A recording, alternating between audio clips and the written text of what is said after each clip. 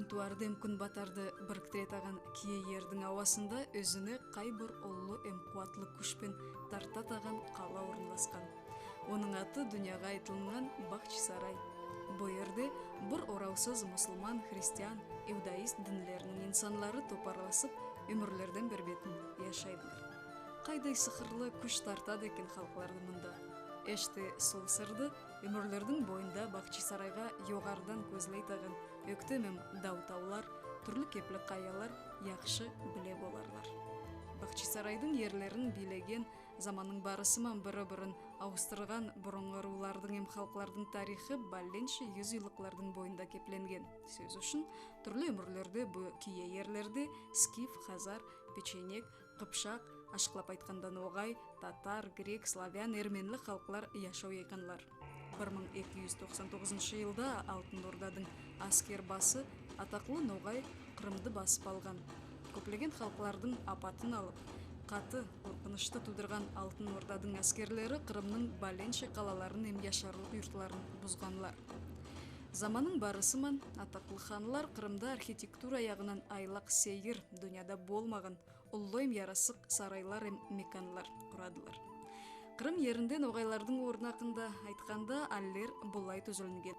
Қырым татарлары Қырымның тек таулы яға бойындағы ер кесеклерін билегенлер, ярым аралдың шөл ерлерін сонымен біргесіне Қара деңіздің бары керу майданында Добручдан алып әлгі Румыния, Болгария, Ресейдің Ставрополь крайында сансыз ноғайлардың рулары яшағанлар. 15-ші өмірде Тамерлан Алтын Ордады тамам уатқан соң ноғай ордасы айырым біреуге де бойсын майтаған өкмет болады. Сол заманларда еділ бойы әлігі Қазақстан, соң Ресейдің бәленші ерлері ноғай өкметіне кіргенлер.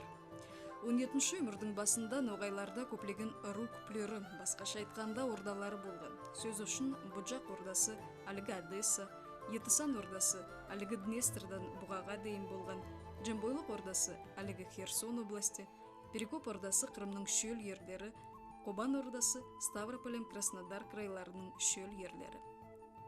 Ама бұл болса біздің хабарымыз сау дүнияда екінші болмаған сыңар естелік хан сарай ақында.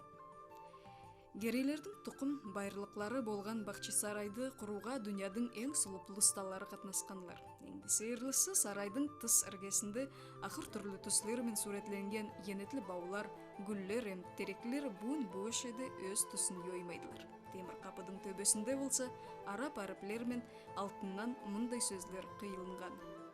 Ол қапы екі материктің екі деңіздің солтаны Менгілі Герей ханның бұйрығымен құрылынған. Ортада болса Герейлердің тамғасы беркітілген.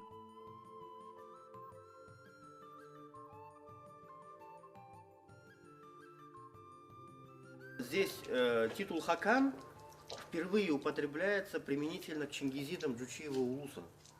Впервые, по крайней мере, из сохранившихся памятников. После кого? После Чингисхана. После времен, когда чингизиды установили трон Хакана в Великой империи, когда это был зенит всей империи, понимаете?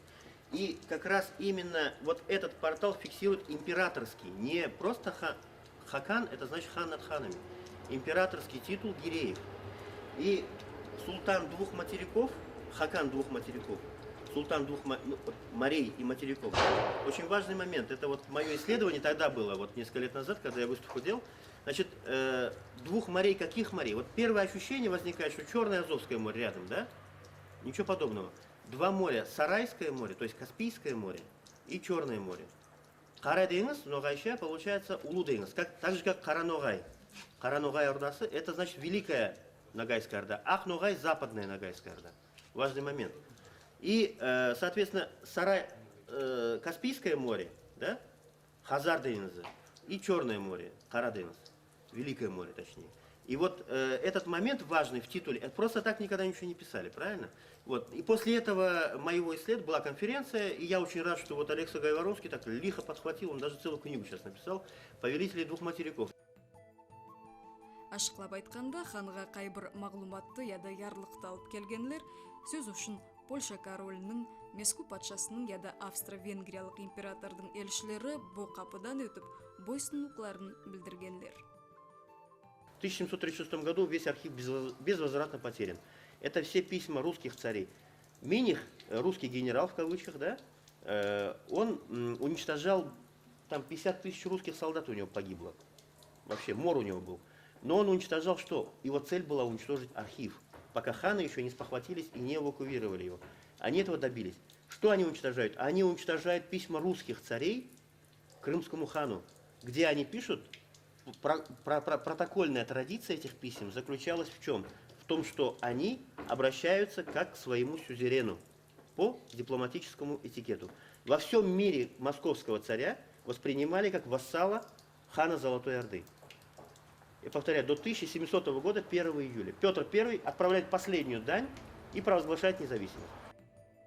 Бүгінлерді Ұлы Ордадың бір кесек ярлықлары, мағлұматлары Ресейдің, Австриядың, Варшавадың, Швециядың архивлерінде сақланылған. Сөз үшін Зегенлі Қырым ноғай суретшісі Исмет Шекзаде Мескудегі бұрынғы архив ақында Қырым ханларының түрлі қырал патшалары мен язғысқан Баленше хаттарын ярлықларын тапқан. Исметтің құлықларының көбісі мәдениет, сурет арқалы Қырым тарихының манелі шақларын көргісту. Герей ханлардың ярлықлары арқалы суретші сол заманда Қырымда болған цивилизацияды эмбахалықларды ямағатқа еткереді. Бүгінлерде ол Қырым ханлығы деген галереядың кураторы. С северными всеми государствами лексическая нагрузка шла, то есть специальный лексический приоритет был за ногайским языком. То есть русский царь писал на ногайском языке крымскому хану. Крымский хан отвечал так.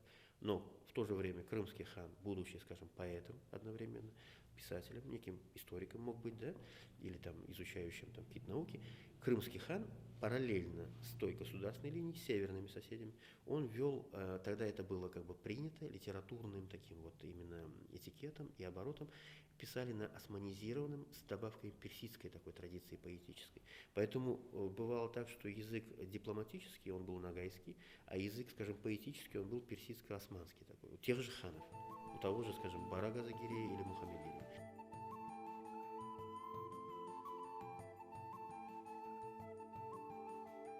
Қысқадан егер айтсақ, бұл тарихи қайды бағлана біздің мына бұл бүйік ноғай ордаларынан бұл демек тарих ханның демек янында диван ханында дөрт қарачы бей айта еділер оларға. Бұл дөрт улы ноғай уруларының башқанлары, мырзалары. Біріншіде дөрт шо мырзаларын ортасына кіргені бұл Ширин мырзалар, сон Арғын мырзалар, Барын мырзалар ве Мансұр, Маңғыт мырзалар. Onun үшін мына шу мырзалармен егер ханлар бағланып та бір қарарға келселер, шу арада бұншықларını көтеріп, ордуларын башына атларını сырлап, о заманда чықалар ордуларға, савашқа, яда бір неге демек орға чықалар о заманда.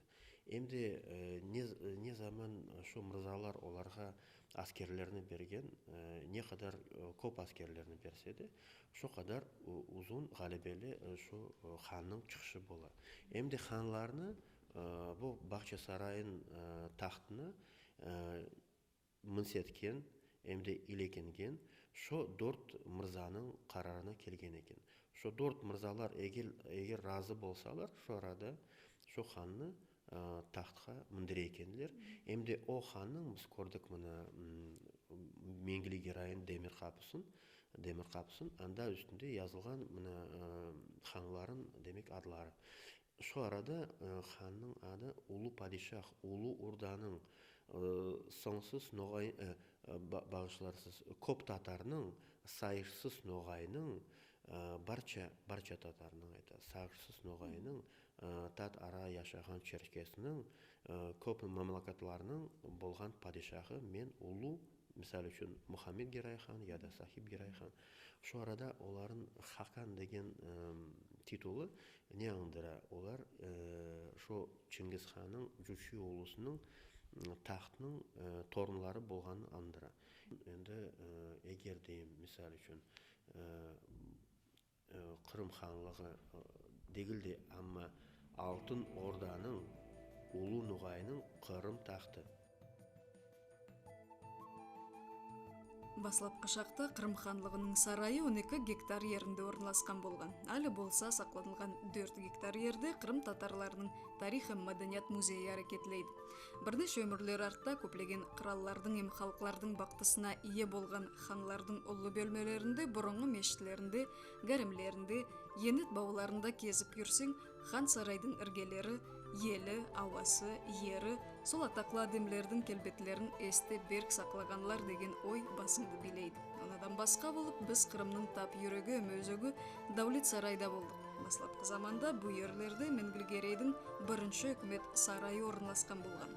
1501 жылда Менгилгерей өз атасы көмүлгөн жерде улуу эстелик курган. Менгилгерей болса, мен жашоодон тайган соң, мени де бу жерге атамдын касына көмүңүз деп буйрук берген.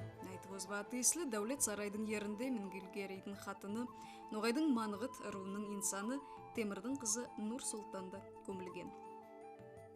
Нур Султан ханым, о Ногай мырзаларының қызы, о Мангыт уруунун демек мырза қызы, о бу жерге түшө акайга Менгилгерей хан оны ала акайга. Эмде ошо заманда Мангыт деген уруун көтере девлет боюнча эң үлкөн уруу деп көтере өзүнүн девлетинин ичинде. Onun үчүн Алтын Орданын тахты ана шу айттым да 4-3 уруунун эсасында турайды.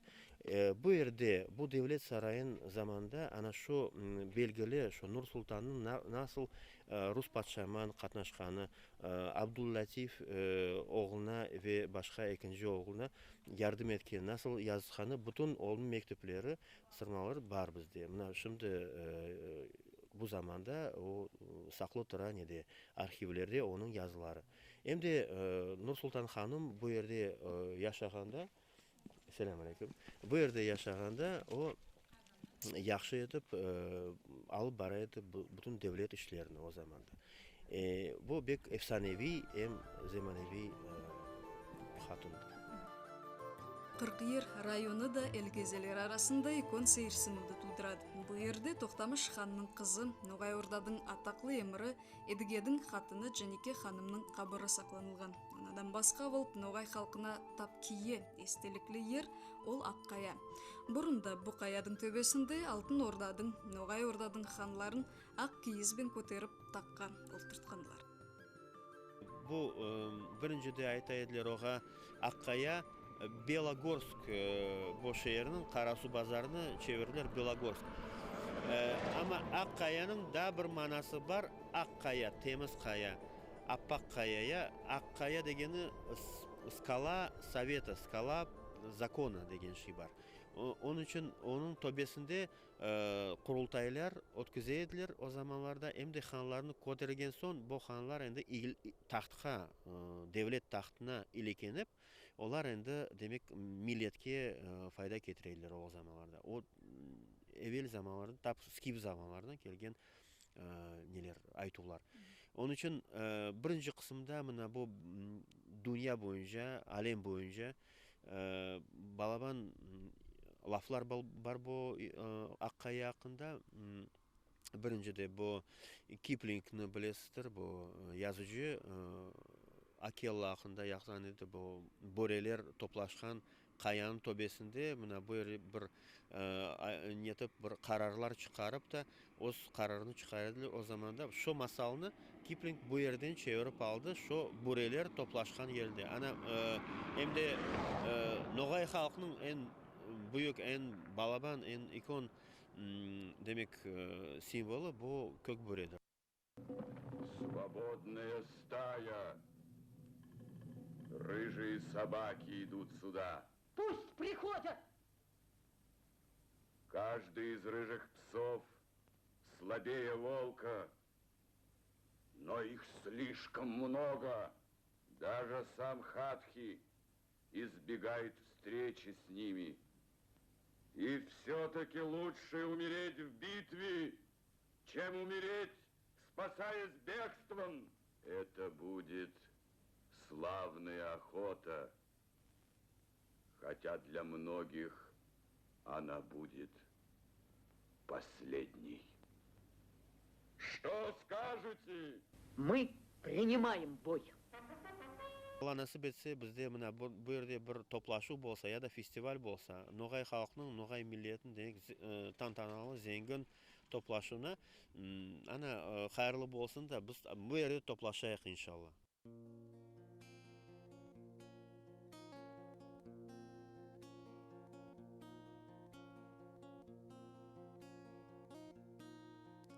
Земля отцов, о древний Крым, ты поднималась из руин.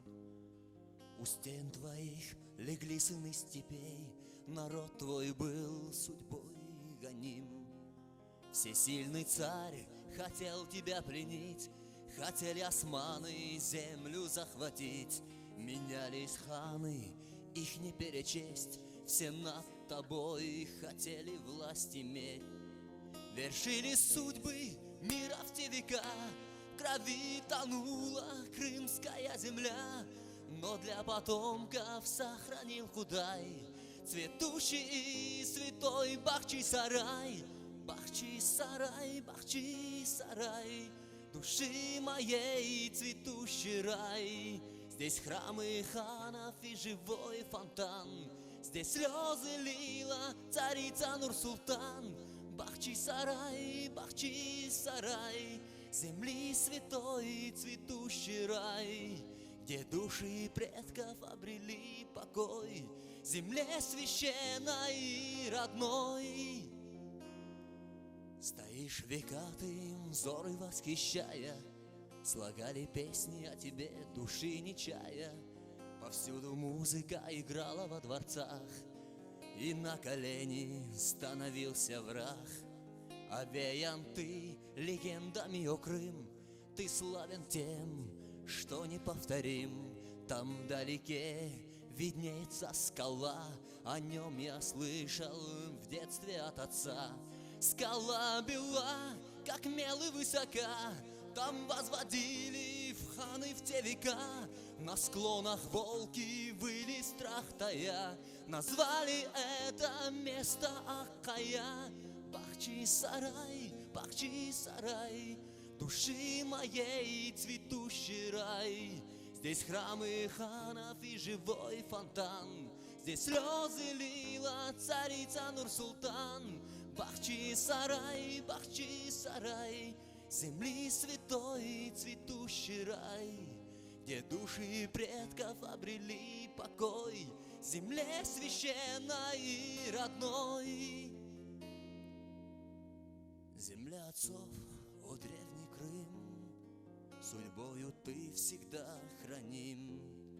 Цвети под солнцем и не увядай степных народов очи край.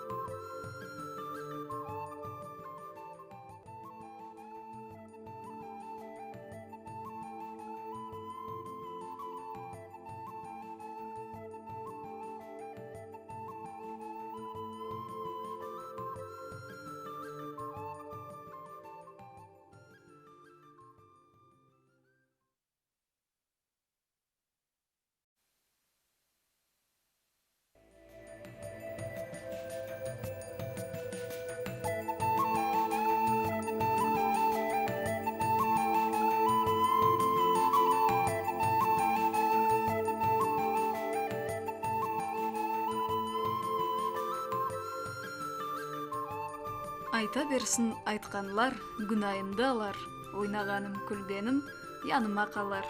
Эни сондай эм басқа 1000-нан артық ноғай шыңларын, аңларын, эм халқырларын өлімнен құтқарған юрау Дилавер Османов Крым маданиятында басқаланып, энди йоғар өлшемдегілердің бірі. Озған телеберулерімізді білдіргенімізше көп болмай Қобан ноғайларының елшілері халқы ирауы Дилавер Османовтың мерекелік кешілігінде қатынасып, яңы танусыларды беркітіп келділер. Ноғай халқының фольклор байлығының эм қазнасының соқпағы өлен басып, даңыл-даңыл шөллерде адасып йойылып қалмады. Қара ерге ыз салып, сол yolды буын буэше аяғын қаты басып адымлайтаған шайырлар эм ираулар бар. 100 yıllıklar арттағы сазды тірілткен эм янландырған Диловер Османовтың бай яратушылығы Ноғайдың өзегі эм юрегі. Мен бек қуандым мына бұл ақ қобандан келген ноғайларға. Чүнки 900 километр анда бастырып келмек үшін артқа қайтпақ та бар. Мен болдыңызсыз мына бұл менің юбилейімнің. Оның үшін бек севіндім, қуандым. Анда да көтердіңіз мен неге асманғажы. Бірталай қышақлар тақтыңыз, чалмалар тақтыңыз, анда қылышлар тақтыңыз. Анда қалықта шашып қалды Қырым татар халқылары. Көзіңіз көрдіңіз, недей болды, я? Көтердіңіз деген сөздің Ноғай тарихының тереніне кететаған ұлы эм кие манесі бар. Әуелде Алтын Ордадың, Ноғай Ордадың сыйлы руларының мырзалары ханды ақ киізге олтыртып, өрге көтеріп, алтын тақтың ханы етіп беркіткенлер. Сол өкіметлік құрылтайға бары еті қырал ұйылған. Хан Құранман ант етіп дуа оқып, мырзалар ақ киіздің 4 мүйісінен ысылап, ханды тәңірге көтергенде хан деп саналған. Ноғай Ордадың заманынан қалған көтер деген сөз Қобан ноғайларында әлігі заманда да қолданылады. Сөз үшін қайбір той яды игілік болса, қардаш қауымлары көтерді дейділер. Яды болса тойға келген қонақларға көтеріңіз яспан қызды деп айтадылар. Заманның барысымен ханларды көтерген ақ киізлердің орнына ақ қойдың терін яда ақ қазбалды құланып басладылар. Бұнлерде Қобан ноғайларының тойларында кеншекті табаншаға бастыру бұрыннан еткен әдет. Табаншамын байланысылы болған қажаулы Аль Дамбайға Ресейдің бірінші президенті Михаил Горбачев қонаққа келгенде түзілген еді. Ноғай термесіне кіректен алдын Горбачевтың алдына әдеттегенше ақ қазбалды төсек беймеге ойнамаға шақырдылар. Бізім әдетлерді яқшы білмеген Горбачев ақ қазбалыға аяғыман баспаға аянып тізінен шөңккен.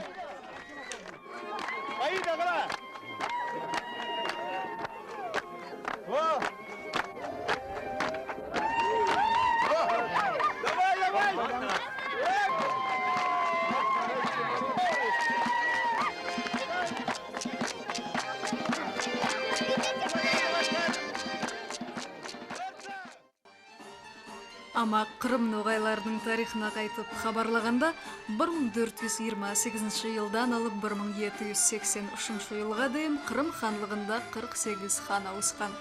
Түрлі өмірлерде яшаған өкіметтің іслерін жүргізген ханларды Герай деген өктем хан руының аты бірлестіреді. Әңді әлеметі әлігі заманда Лондонда Герайлардың тұқым аулеті Қырым тағының ызаланушысы Джезар Герей яшайды. 2-3 күннің ішінде мұнда келіп Қырымға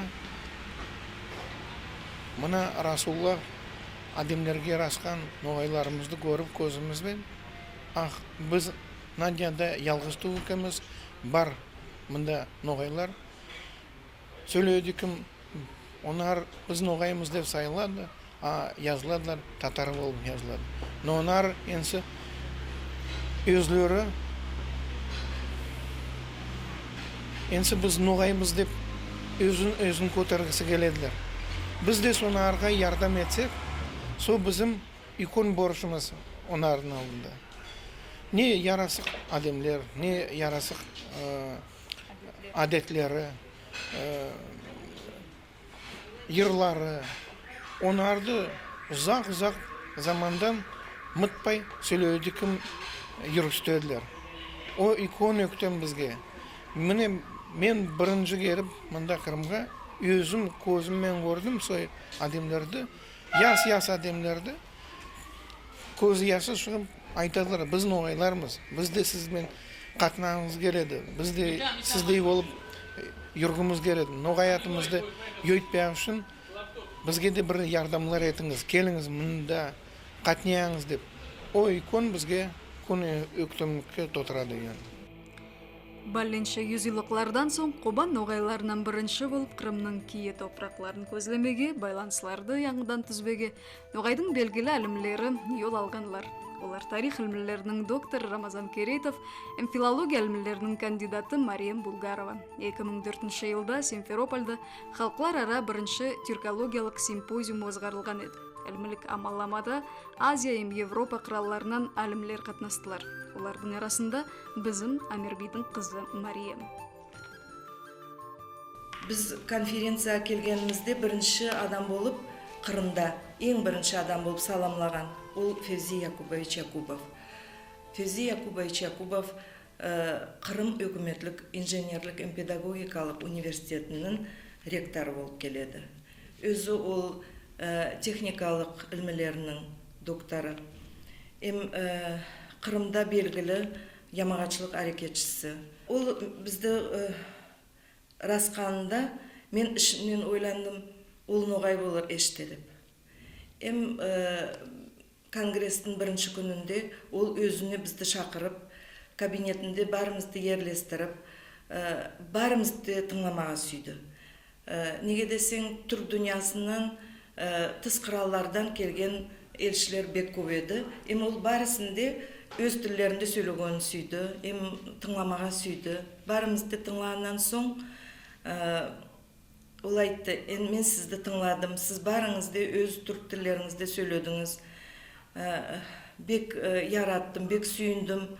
Qalay bayımız, qalay tilimiz şever. Emde izin berseniz, men özümün жалпақ no'g'ay tilimde söylerim dedi. So zamanda men özümün oyumda to'g'ri ekanini so zamanda angladim. Ноғайдың жалпақ тілінде Февзи Якубов бек яқшы сонымен біргесіне терен ойларын тақпақлап сөйлеп білгенін біз Ерау Делавер Османовтың мерекелік кешлігінде сол сәтлі сездік. Февзи Якубов өмірден өмірге, арқадан арқаға етіп келген халық айел әдетлерін, шебер тілдің көркін құртпасқа бермей тағанлардың бірі. Егерде яш екенде, аяғы енді шыққанда, чөлде жалаңғаяқ жүгіріп жүрмеген бала онда айту.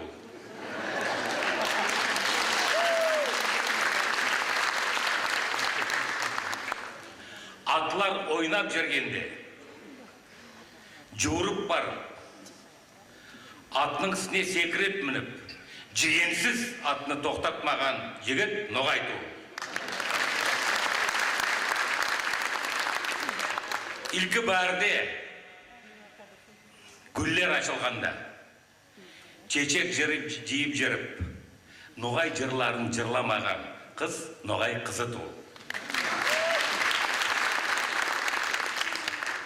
Koydeşler toplanganda, en yakşı çınını aytıp, özüne yakşı noğay akay tapmagan kız noğay kızı tuğ. Endi kim noğay? Men aytayım şimdi sizge. Or kapısında, yaşlar için aytamam. Or kapısı Perikop. Kırımga or kapısından kirgenler. Bugün dilever ebette onun üstünden deyirler. Or kapısına Kırımga kirge atırganda, üşüp turgan atqa, bizning tarihi Toğaybi hanımızның tüklevini koygan yigit, ana o noğay. Sağ olun, var olun. Qrim өкмөтлүк инженерлик эм педагогикалык университеттин ректору Февзи Якубов окуу отанды өрлөндүрүү, күчлөндүрүү боюнча айлак көп ойлары бар. Сөз ушун тез арадан университетте түрлүү милдеттердин ясылкасына каратылган полиэтникалык маданият орталыгы аракетлеп басылат. Интернет тынчаюу бөлүклөрү менен биргесине орталыкта спорт бөлүгү, калк аракетине үйрөтүү куплер, дүйнөлүк өлчөмлүү китапканалар түзүлмек. Noğaylar öz medeniyetimin belesem, endi çarige koreşte, kuteler, netelеште, nede Romaniyada birkaç jeyintiklar çıka, gazetler çıkanda, endi temiz noğay şuvesinde, noğay tilde, nede. Mında da, mana tunin sağolunuz kelgeniz üçün, endi çok minnetdarım, çok kuvandırdınız işte kelgenizden. Mana Dilaver Osmanov'un bizim belli nemiz, yırcımız ve nelerine, Cemil Karikov'la beraber, biz sikarımızla beraber, Noğay türkülerini toplap, disk çıkardılar, Zekeriyan yardımıyla Şimdi neler türkülerin nesi olacak, jıyıntığı olacak, çıkarılacak işte. Daha közde tutalar böyle şeyler. Evet, men özüm teatrda çalışam, profesyonel artistim, rejissör tahsilimde var. Men de inşallah endi kısmet olsa noğaca spektakller netmege sağıştırmağa da böyle bir avesligim var işte.